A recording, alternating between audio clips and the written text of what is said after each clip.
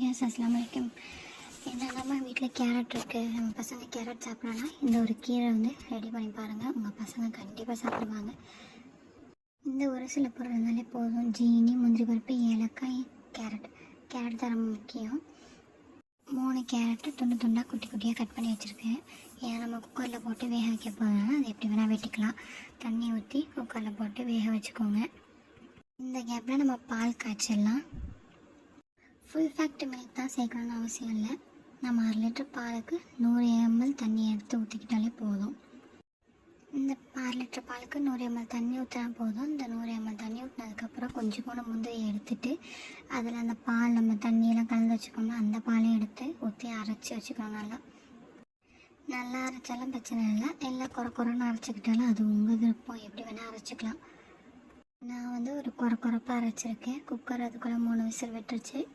கேரட்டை வெந்துருச்சு. விசில் ஃபுல்லாக அடங்கினதுக்கப்புறமேட்டு ஓப்பன் பண்ணி பாருங்கள்.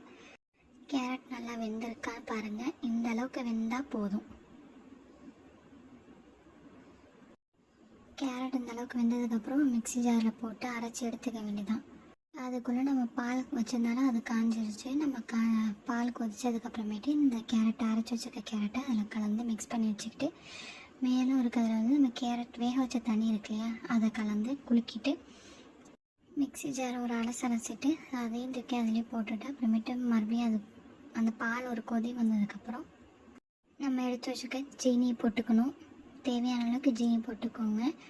எனக்கு தேவையான அளவுக்கு நான் ஜீனி போட்டேன். உங்கள் சுகரோட அளவுக்கு நீங்கள் தேவையான அளவுக்கு ஜீனி போட்டுக்கோங்க. அப்புறம் எடுத்து வச்சுருக்க முந்திரி பருப்பு பால் இருக்கு இல்லையா, அதையும் போட்டுக்கோங்க. நம்ம அந்த கொதிச்சிட்ருக்கல அந்த பால் ஒரு 2 ஸ்பூன் அளவுக்கு எடுத்து அதில் வந்து குங்குமப்பூ ஆட் பண்ணி வச்சுருக்கோம். அப்புறம் கண்டென்ஸ் மில்க்கும் நம்ம ஆட் பண்ணிக்கலாம்.